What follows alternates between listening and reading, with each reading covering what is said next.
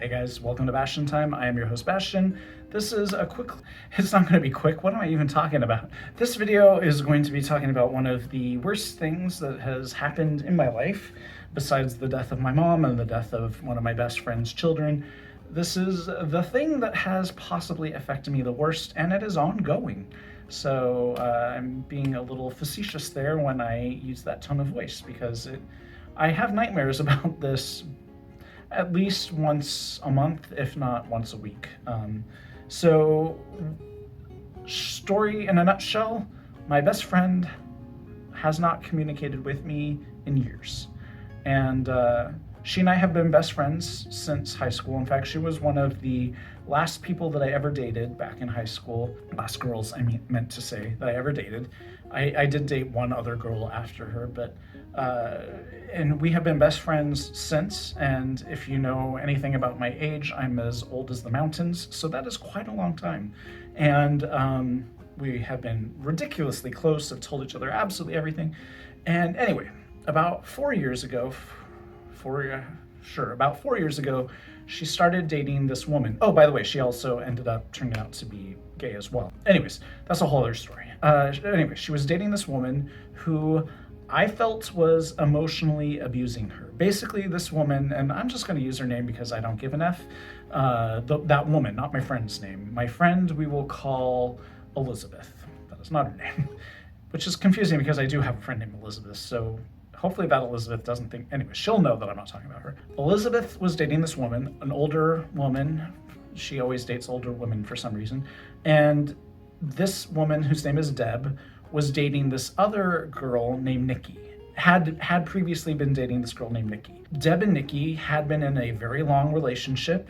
Nikki eventually decided, who was bisexual, decided, actually, I want to be dating this guy, so never mind Deb. But Deb and Nikki have stayed extremely close anyway. And my guess, my assumption about this situation is Deb has never fallen out of love with Nikki.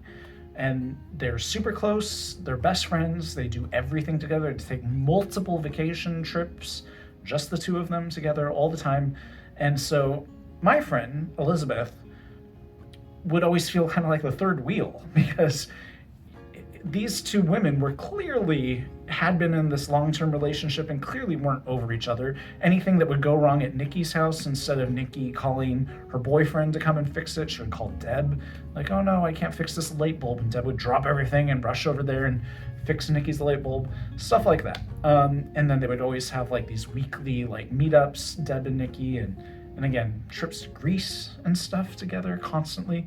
So my friend was always feeling kind of uncomfortable with this closeness, and she would try to use like her and my relationship or friendship as a way to compare. Like, there's 0% chance that, and she and I had dated at one point, so it's slightly analogous, that, I wouldn't be going on a vacation with Bastion multiple times a year, just the two of us, and make it crystal clear that you, Deb, are not invited, but that is happening on this side of things. In any case, like, eventually Deb told my friend, this is just the way it is, you have to get used to it, and if you can't handle it, and you're making me choose between my best friend or you, I'm choosing my best friend. Which, every sign points to the fact that Deb is clearly in love with this Nikki person, and Nikki clearly is still in love with Deb, but there's all kinds of complication there, and Elizabeth is just kind of like a consolation prize. Because of all these fights, I kind of felt like Deb was gaslighting my friend and emotionally abusing her by, saying, this is totally normal, there's no reason why you should have a problem with this.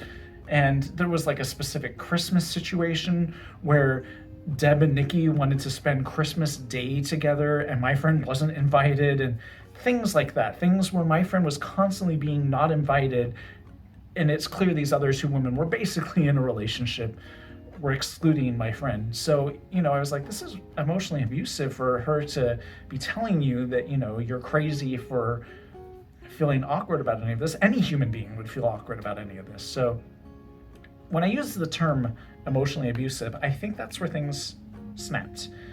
Because my friend at that point was like, look, I promise you it's not abuse. Let's meet up for coffee and I'll explain to you why everything is fine. And by the way, this is after years of exactly these same kind of stories over and over and over again about, Deb has done X, Y, and Z to me, and now we're on the precipice of breaking up. Oh, we made up. Okay, and it's always about the Nikki situation every single time. The closeness there, they're now going on this vacation and I'm not invited. Oh, well, okay, they finally said I could come if I wanted to, but it's clear they don't want me to, so I'm not going to, but I am going to, stuff like that.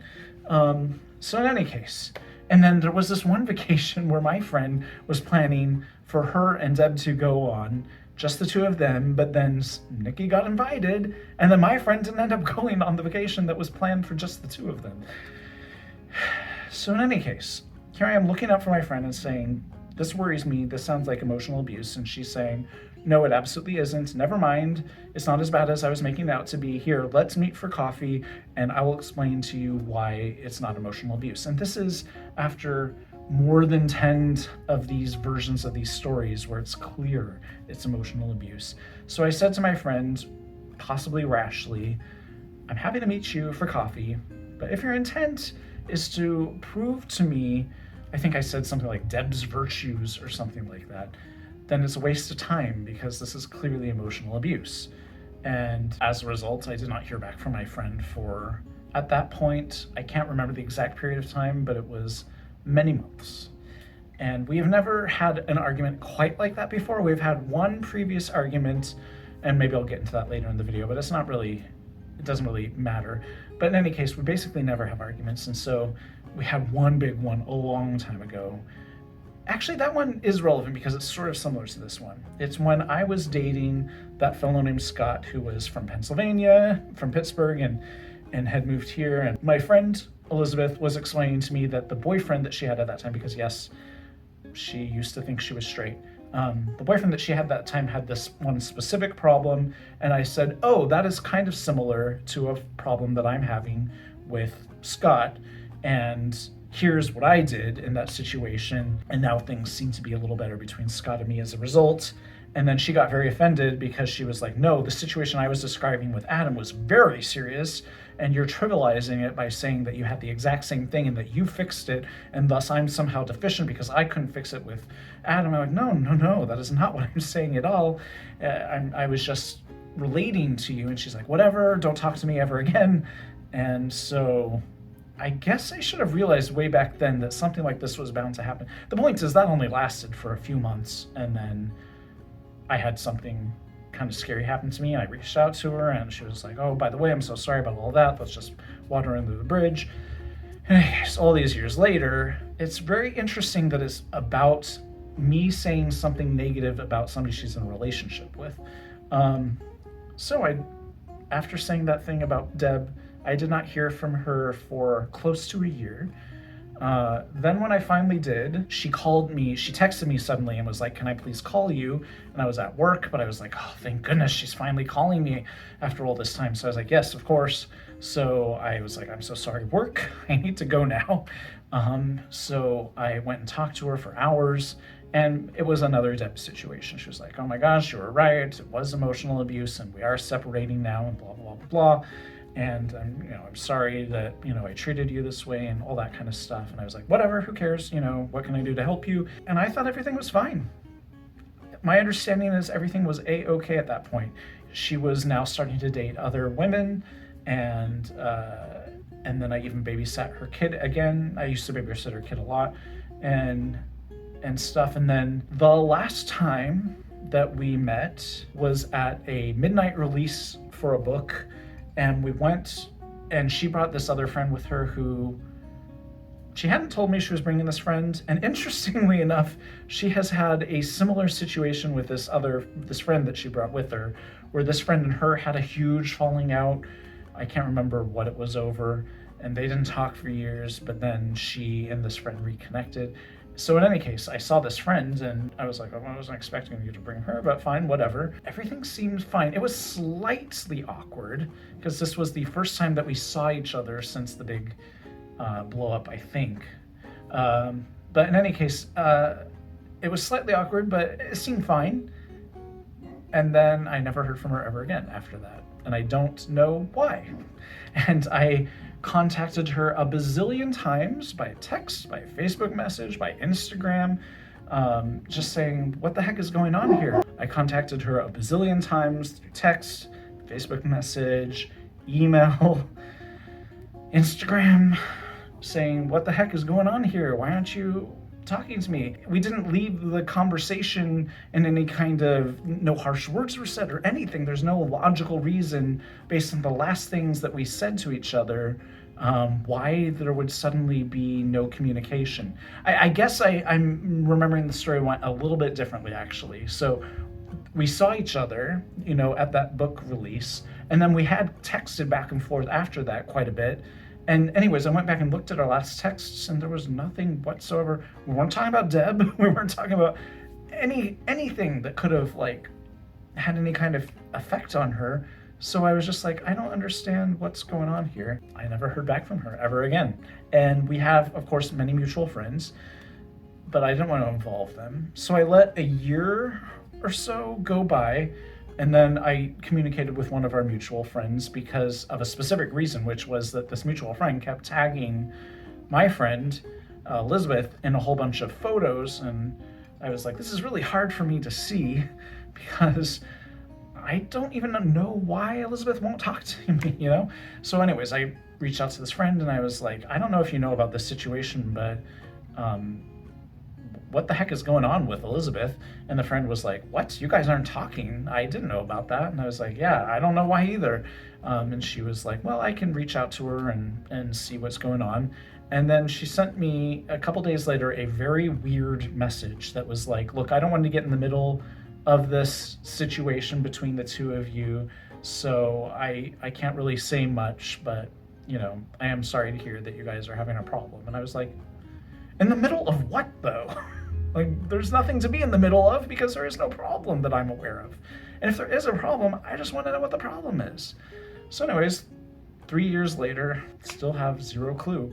I posted about it a couple years ago on Facebook to just kind of let all of our mutual friends know. I didn't name her specifically, but any of our mutual friends would know who it is because I said my best friend, and they know we're best friends. So they all know, and they're like, my gosh, that's strange. I don't know what's going on. And I'm like, yeah, me either. And I have since been blocked on Facebook, and because there was one day where I was like, I commented on something else that Elizabeth had posted and said, would you please just contact me ASAP? And then instead of responding to that, she just simply blocked me on Facebook. So at this point, I just want to know what it is. What's the big thing? What did I do or say? Because I literally, in 4 years, have racked my brain and can think of nothing except the only thing I can come to is that she's still ticked off about the Deb situation. And yes, even though they officially finally broke up and all that stuff, that for some reason she's mad at me about that for what I had said or my refusal to talk about it back then or something. I don't know, but I thought we had moved beyond that in future conversations. But so yeah, that sucks big time. And I have dreams about it. Like I said, at least once a week, or at least once a month, but sometimes it's about once a week, where the dreams are always slightly different, but the basic concept is, oh, there she is, and we haven't talked in all this time, and now it's awkwardly like we're going to maybe talk, or we don't talk, we just see each other from a distance, and then she goes a different direction. Anyways, it sucks big time, especially because it's driving me, besides the hurt of losing your best friend, there's also the mystery of why. There's literally no reason that I can think of or that anybody can tell me why. None of our mutual friends can find out why. I just don't know. Anyways, so on that downer, that's it for this video. See you guys for the next one. Bye, guys.